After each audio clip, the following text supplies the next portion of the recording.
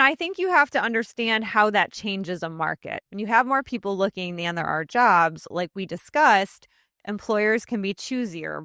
But beyond that is wage stagnation, right? Because the reason wages grow is a supply and demand. It's just like housing. Like if you have 100 people applying for one job, you don't have to necessarily pay as much as if you have 3 people looking for one job. Okay. So a lot of you at home might not have gotten any kind of raise in December. Like usually you get 3% wage growth or maybe even more. There's a lot of companies right now because of high interest rates and because of the economy that aren't doing that. And truthfully, because there's so many job seekers, they don't have to do that. They don't have to give you a better wage because there's a bunch of people that are willing to take on your job right behind you.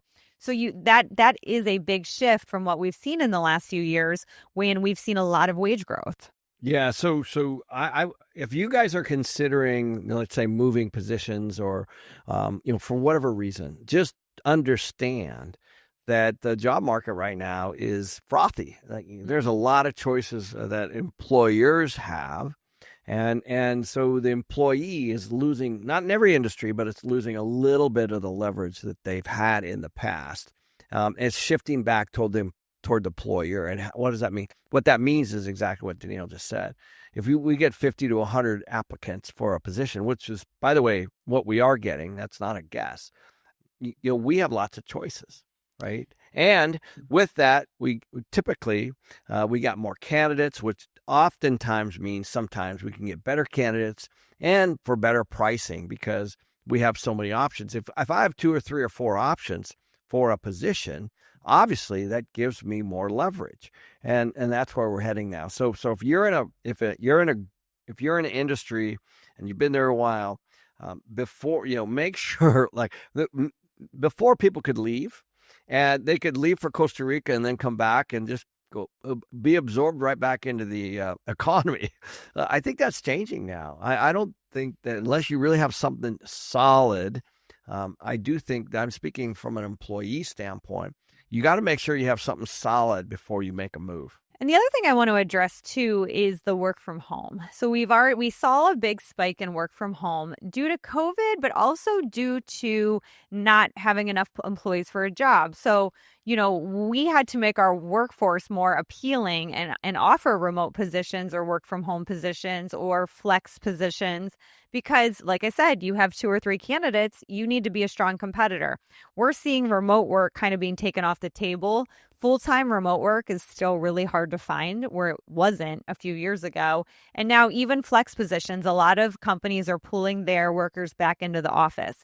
And the reason they're doing that is because employers never wanted their workers outside of the office. That was never something that most employers wanted, but they had to do it because of the supply and the demand.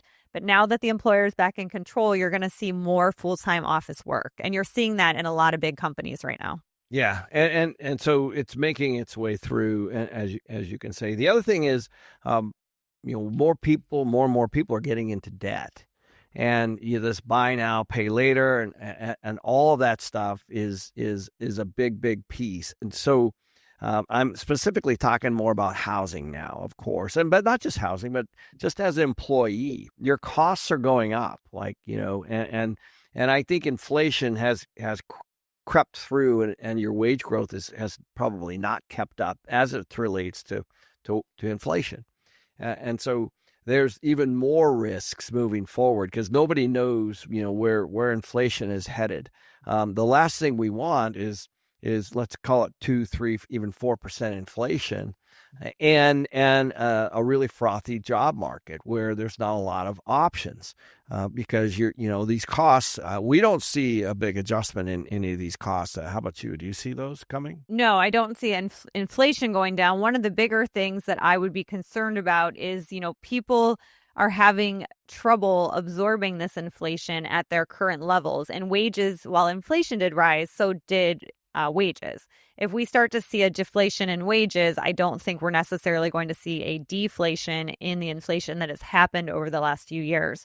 So that is going to, make it harder to live, on the amount of money that you're making. And I think that hits the next point that is more concerning. So, like we had said before, having more people looking for jobs than jobs is pretty normal, even though it hasn't been for the last few years.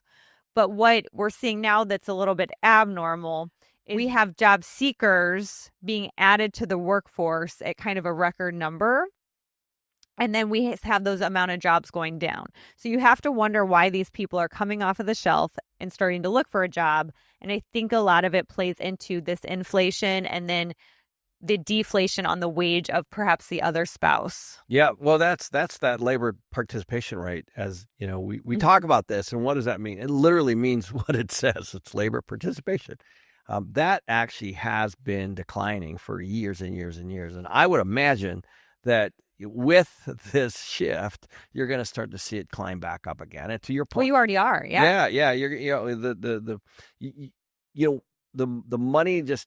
It was a really interesting 10-year period we had, where I think people just left and then they jumped back in whenever they wanted. It's like almost like a treadmill or